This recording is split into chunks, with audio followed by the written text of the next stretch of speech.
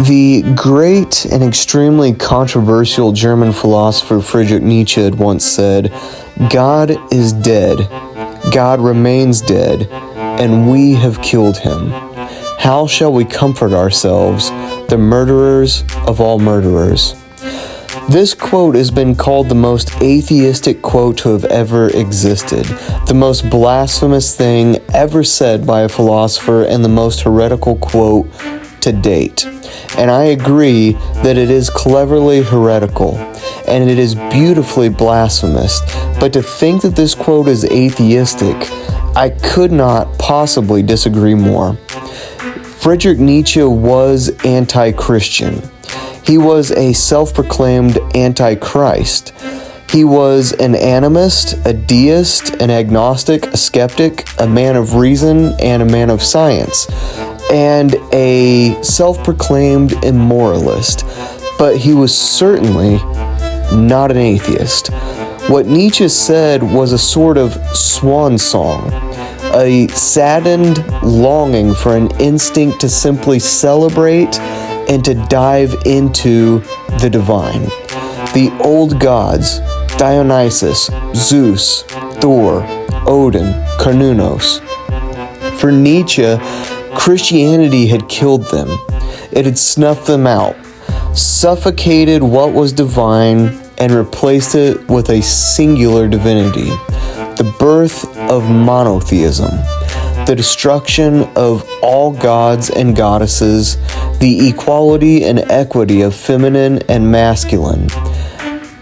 A god or a goddess for every elemental force, for every feeling, for every action, were all now simply lumped into one single deity. And this effectively killed what was truly divine. But we still had a shell of divinity, a shallow and albeit empty shell, but a shell nonetheless.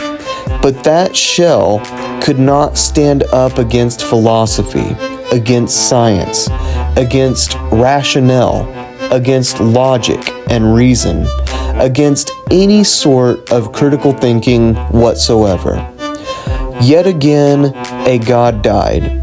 We killed the monotheistic God with simple intelligence. Personally, though, I have only killed one God, the Judaic-Christian God, the God of monotheism. My logic and my reason, my education, says that this God cannot exist. So, effectively, I have killed him, the murderer of all murderers I am. But in doing this, I have resurrected thousands of gods. I have opened the floodgates of potential deities, for I have opened my mind to agnosticism. And agnosticism does not limit itself the way that religion does. For religion says there is one God, there is only one God, and that it is this God. But agnosticism says maybe there is a God, maybe not.